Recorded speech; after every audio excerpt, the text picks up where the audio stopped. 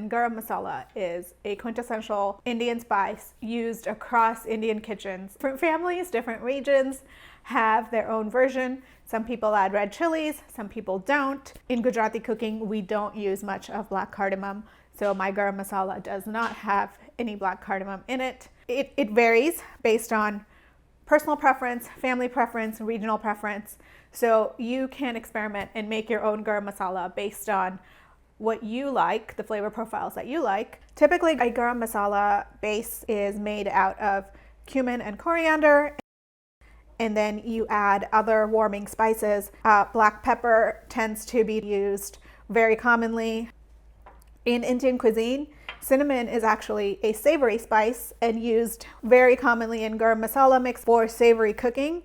It is not used in sweet cooking. Cloves are another warming spice that are typically used in garam masala blends. Fennel seeds you will often find in blends. Cardamom adds a wonderful aromatic flavor in both sweet and savory dishes. And then we have mace and nutmeg.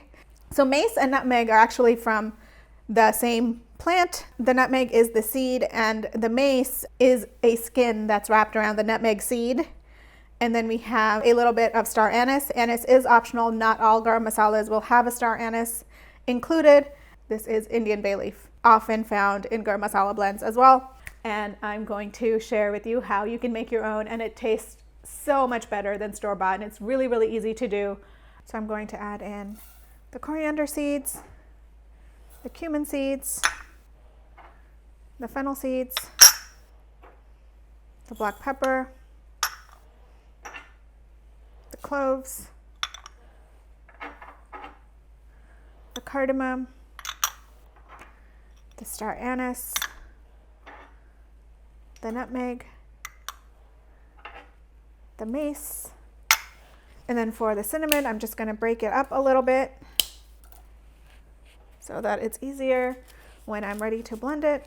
And then I'm also going to do the same to the bay leaves. I'm just going to tear them up a little bit so they are a little easier to deal with in here. And then I'm just going to toast these until they are fragrant. One essential thing for toasting spices is that you must have a dry pan, and that you should not use a non-stick for this because non-sticks are not meant to be used.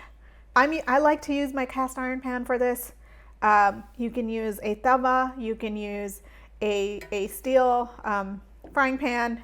Really anything works as long as it is not a non-stick. Look out for the aroma. You will smell the aroma intensifying. If you're starting with a cold pan under medium heat, this should take only about 5 minutes or so.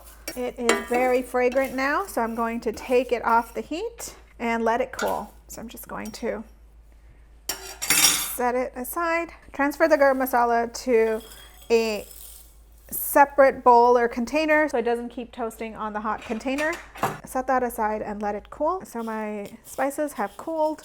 So what I'm going to do is I'm going to take the nutmeg out and then transfer everything else into my spice grinder. Do that carefully. I'm gonna break that cinnamon up a little bit more. Okay, I'm gonna add it in here. There we go. I'm gonna add the lid. Okay, I'm just going to blend.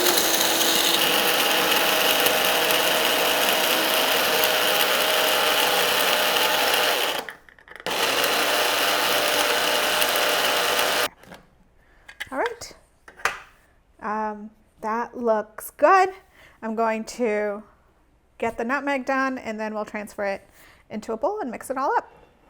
I'm going to use a mortar and pestle. I'm just going to put it on a towel to help absorb some of the sound that it's going to make. Just to show you what it looks like. Here's the nutmeg. I'm going to break it up a little. It tends to be oily, so when I use the mortar and pestle, it clumps together a little bit, and I just break that up with my fingers.